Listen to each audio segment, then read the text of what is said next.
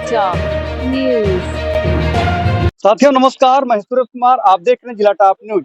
इस समय जनपद सुल्तानपुर में हूं, जो आज एक जनपदीय विशाल रैली का आयोजन किया गया, जो सोहेल देव समाज पार्टी के राष्ट्रीय अध्यक्ष ओम प्रकाश राजभर जी आए थे। उन्होंने क्या कहा, देखें। सामने देश के नेताओं की तकदीर लिखने वाले जज मालिकों, पत्रकार भाइयों, सुरक्षा में लगे सुरक्षा कर्मचारी अधिकारीगण, थोड़ा शांति मनावा तो हम बताएं। कलम एक ऐसा चीज है, यही कलम से सबकर तकदीर लिखाला। बोला लिखाला कि ना लिखाला? एक कलम से सबकर तकदीर लिखाला। आप देखा, जब तकदीर लिखे के होला, एके हम कहिला ढक्कन, एके का कहला तू लोग? ढक्कन। ये ढक्कन जब ये अपन तकदीर लिखवावे के होला तो ये तोरे सीने पर चढ़ जाला, और सीने पर चढ़ के वो अपन तकदीर लिखवा लेला।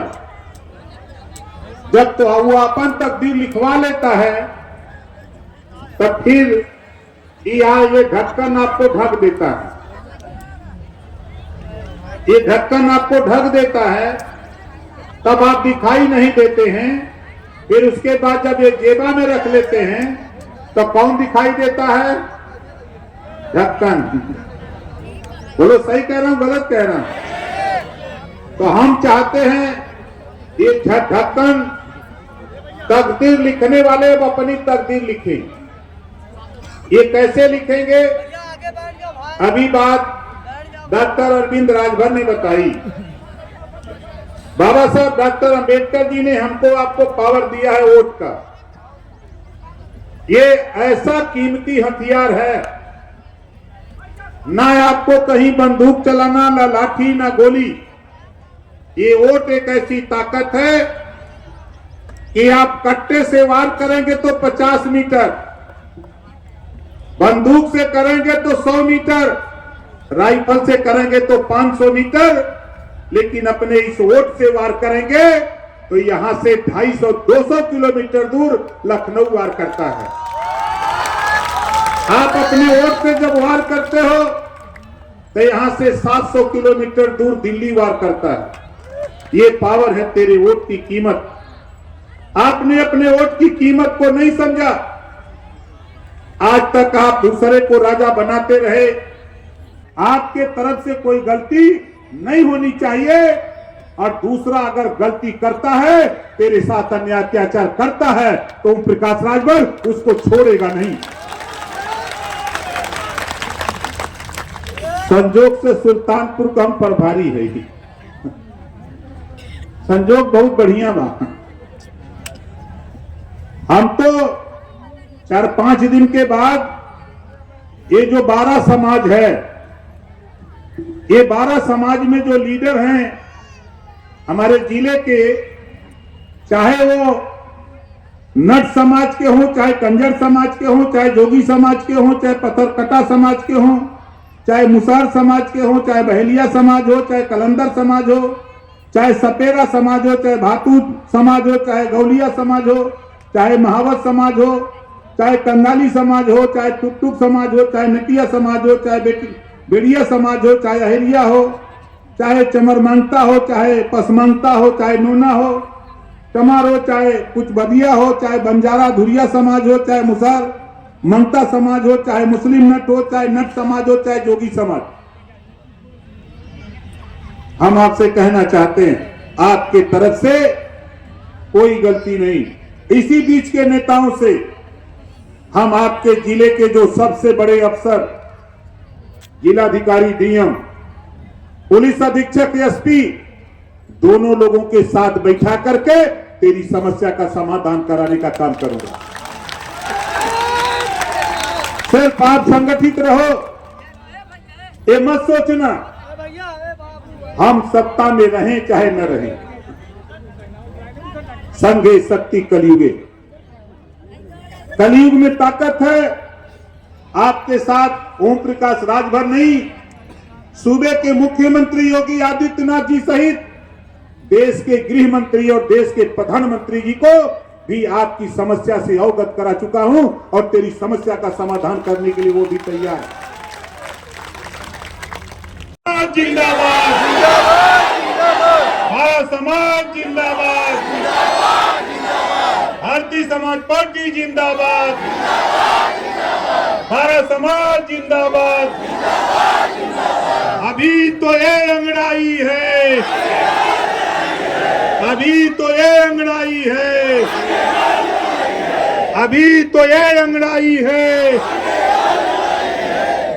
तो साथियों, पंचायती राज मंत्री जी ने क्या कहा प्रेस वार्ता में, देखें। अबू आजमी का एक बयान आया है औरंगजेब के ऊपर, जिस पर बड़ी प्रतिक्रिया आ रही है। देखिए, अबू आजमी को हम क्या कहें, जितने भी मुस्लिम लीडर वो अगर अपनी कम्युनिटी के विषय में, विकास के विषय में सोचते, शिक्षा के विषय में, स्वास्थ्य के विषय में, नौकरी के विषय में, तो बेहतर रहता। ये लोग सिर्फ नफरत की बात सिखाते हैं और पार्टियों को वोट दिलाते हैं और समाज को गर्त में ले जा रहे हैं।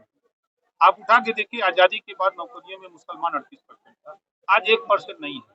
ये कांग्रेस को वोट दिया, सपा को दिया, बसपा को दिया। आज एनडीए गठबंधन को वोट बेशक बहुत कम दिया, लेकिन आज 51 बच्चे मुसलमानों के आईएएस, आज मुस्लिम बच्चे आईएएस और पीसीएस बनने की तैयारी कर रहे हैं, मेडिकल में जा रहे हैं, इंजीनियरिंग में जा रहे हैं, शिक्षा की तरफ मूव कर रहे हैं। तो हम लोगों का प्रयास है कि जब सबका साथ सबका विकास की बात है, फिर नफरत कहाँ से आप लोग बोल रहे हो? आप उनको समझाओ, उनको सिखाओ कि जिस तरह यूपी बोर्ड सीबीएसई बोर्ड है, उसी तरह मदरसा बोर्ड में भी किताबें अब लागू होंगी उनको भी, ताकि वो पढ़ करके आगे आकर के वो विकास की मुख्य धारा में आवे। इस पे पहल करनी चाहिए। देश के प्रधानमंत्री माननीय नरेंद्र मोदी जी के नेतृत्व में जातिवार जनगणना होगी। फिर मैं कह रहा हूँ, मोदी जी के नेतृत्व में जातिवार जनगणना होगी। अच्छा ये बताइए, जब कैंसर हो जाए तो जल्दी ठीक होता है? आपके बेटे का एक बयान आया था कि पीला गमछा की तरफ जो देखेगा उनकी आंख निकाल दी जाएगी। सरकार के ही कानून को चुनौती दी, क्या कहेंगे? नहीं, अगर कोई गलत करता है, आप बताओ कि कोई कहीं खड़ा हो और उसको ले पकड़वा के पुलिस से बिना मतलब तो मरवा दो, ऐसे लोगों के खिलाफ कार्रवाई नहीं होनी चाहिए। आप देख पा रहे हैं यहाँ काफी भीड़ है और हम उनके नेतृत्व में एक ऐसा शिविर लगाएंगे कि हम उनके साथ में कंधा से कंधा मिलाकर चाहता हूँ। नट है कि मुसहर है कि मनता है, कंकाली है कि थारू है, बैदा है कि पंचा है, बसंत का है। तो सबसे पहले महाराजा सुहेलदेव जी करते हुए हमारे इस भीड़ में कुछ लोगों ने कहा था कि पंचायती राज मंत्री ओम प्रकाश राजभर जी हैं, उनसे बातें हुई हैं कि जो मसीह को मानने वाले लोग हैं उनके बारे में कुछ चर्चाएं करेंगे, उनसे बातचीत करेंगे। जिलाधिकारी हैं उनसे भी चर्चा करेंगे कि इनके ऊपर सताव क्यों आ रहा है और क्यों इस तरीके से इनको फंसाया जा रहा है।